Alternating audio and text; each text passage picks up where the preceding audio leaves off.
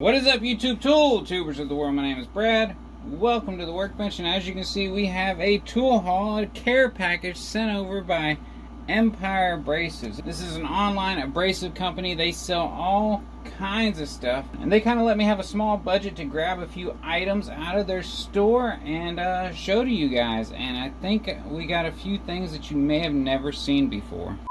I'd like to take this chance to apologize to absolutely nobody. So let's just get into it. I'm not gonna lie, I've already taken a peek and kind of unwrapped some items. First up, of course, any abrasive company, they got every kind of belt or sanding disc you could ever imagine. I grabbed a couple 36 grit aluminum oxide 4x36 for the belt sander, because the majority of what I'm using that belt sander for is to refine a shape to get down to the line. Next up, I was pretty curious about their Sawzall Blades. Of course, this is mostly a wood shop, so I did pick up quite a few of their wood cutting blades. And just so you see there, that's a made in USA Sawzall blade. Pretty nice, pretty nice. Not all of their stuff is made in the USA, but they are a small American company. Keep that in mind, guys. Got a variety of wood and metal blades. They just kind of got buried down here. So I got a bunch of these little spiral sander things. I've used them before. They work real well for inside or getting real detail. You just kind of screw them on there and put them on your Dremel, 1/8 inch here. But they've also got these in all kind of sizes, up to I think 2.5 inch long, 1/4 inch shank, if you want to put them in like a die grinder or something. But I try to make sure that's a variable speed die grinder, because I don't think you want to be whipping these things around at, 30,000 RPM or whatever. And next, the thing I was most excited about was I got a few different files. Now this is a big daddy. Look how thick that is. That's what she said. At the smallest, you're looking at a 1/4 inch, 0.248, thicker side 0.38, but this is actually an aluminum cut file meant for softer metals. It's not supposed to clog up like a standard double cut file will.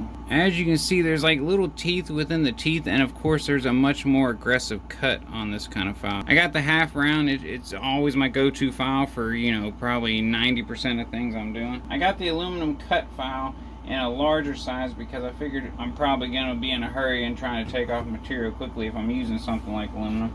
But I got a couple other small files. Now this little, I think it's an 8-inch file, is interesting. This is the only one I've had in my shop like it. I've been looking for one of these forever, but I've never wanted to shell out the cash for it.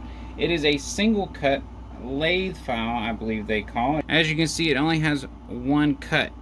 When it's double cut, you'll see the zigzag or the cross hatch pattern. When it's single cut, it'll only just be one set of lines. The big reason I've been looking for these kind of files for so long is because on the side, they call it a safe side. There's no cutting here. And the reason I've been looking for one of these is the fact that it's called a safe side means if you have something you're filing on like this, it won't actually cut in when it's on the side. Most other files are cut even on the edge here. So that it's a pretty cool feature. Of course, being a single cut, it's not going to take material away as quickly or as aggressively, but that's not always what you want. Sometimes you want a finer, more refined cut. And I'm not a machinist at all, but I'm pretty sure they call it a lathe file because it's a little less aggressive to use on a lathe. And I don't mean to brag, but I have a very large brain. And then I've got a little bitty 4-inch file. I thought this was kind of cute, and it's a double cut. This is a standard mill file, I think is the correct term. Half round, a double cut. These are your more aggressive ones, but I've never had any little ones. And I'll turn handles for all these since I am a wood turner, of course. I didn't feel the need to actually buy a handle. And then a nice little guy.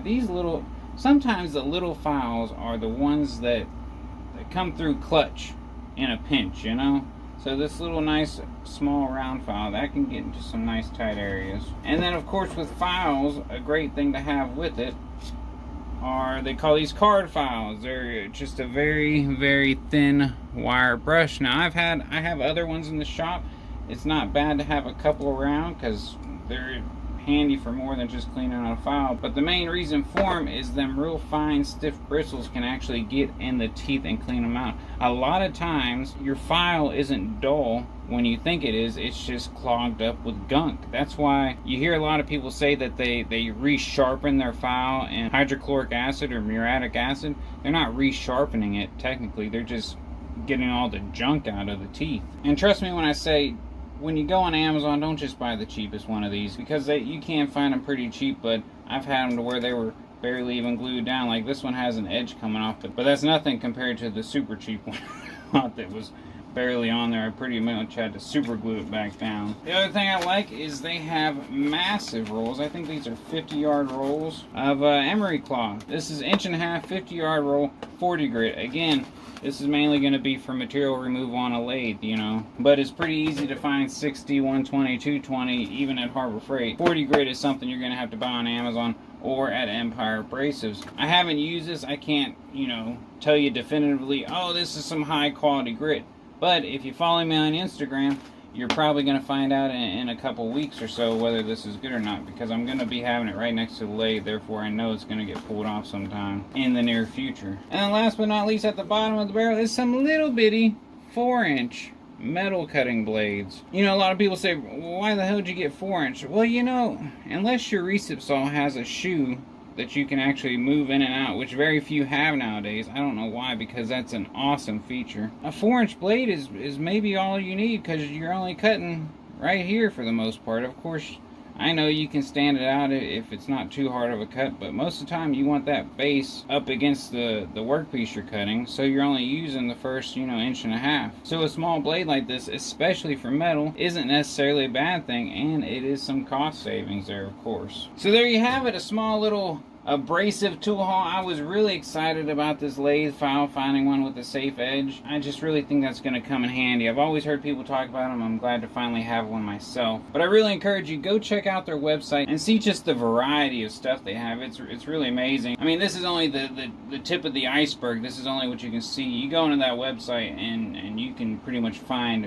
whatever you need. If you want to go over and follow me on Instagram, you'll probably get a faster update about how well these products do, because of course this is just kind of a first impressions, telling you about the company, telling you about a few specialty items they had. But I understand Instagram's not everybody's thing, so if you want to just stick around here, I can tell you this much, if something is horribly wrong, if one of these products is just downright bad, there will be a community post immediately, because I don't want to try to misconstrue or tell people that I'm putting, you know, my seal of approval on these tools. I can tell you they feel okay, but that can only tell you so much. That only tells you probably about 15% of what you need to know about a tool, right? So hit that subscribe button, that way you're up to date with everything going on here at Brads Workbench. And until next time, hit that like button, hit that subscribe button down there. We'll holler at you next time. Peace!